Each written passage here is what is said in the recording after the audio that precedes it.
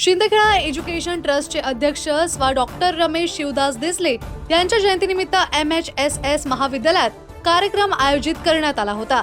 सदर कार्यक्रमाचे अध्यक्षस्थानी विद्यमान चेअरमन स्वप्नील रमेश देसले होते। यावेळी स्व डॉक्टर रमेश देसले यांच्या प्रतिमेस पुष्पहार अर्पण करीत अभिवादन करण्यात आले। या प्रसंगी उपाध्यक्ष हासनभाई शमशी, सचिव आनंदा चौधरी, संचालक प्राध्यापक प्रदीप दीक्षित, दीपक देसले, आधार आबा पाटील, डॉक्टर NP पाटील, मोतीलाल पवार, शैला रमेश देसले सह संचालक मंडळ तसेच प्रकाश चौधरी, उल्हास देशमुख, प्राध्यापक अजय बोर्दे, सुमित जैन, बाळासाहेब गिरासे, गिरीश देसले, रावसाहेब सुभाष देसले सह प्राचार्य TN पाटील, उर्दूचे मुख्याध्यापक KB अहिरराव, गर्ल्सचे मुख्याध्यापक JP पाटील सह शिक्षक व शिक्षिका, शिक्षकेतर कर्मचारी व विद्यार्थी मोठ्या संख्येने उपस्थित होते। यावेळी अनेकांनी मनोगतातून आपल्या भावना प्रकट करताना डॉक्टर रमेश देसलेच्या अनुभवांना उजाळा दिला। सूत्रसंचालन माधुरी शिंदे यांनी केले।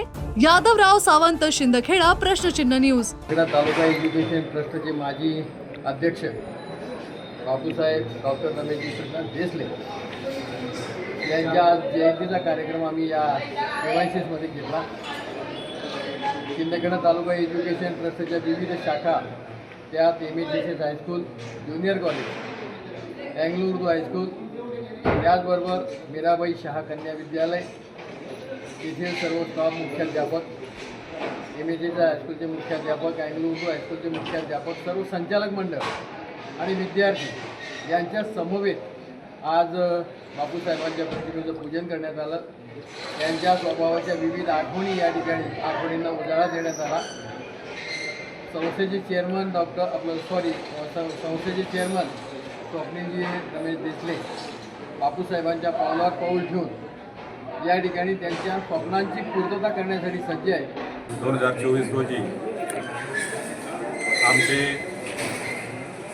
माजी शिंदखेडा तालुका एज्युकेशन ट्रस्टचे माजी अध्यक्ष डॉक्टर रमेश शिवदास देसले यांच्या जयंतीनिमित्ताने सर्व शिंदखेडा तालुका एज्युकेशन ट्रस्टचे संचालक, अध्यक्ष महोदय, सचिव महोदय, त्याचप्रमाणे सर्व संचालक महोदय या ठिकाणी उपस्थित राहिले।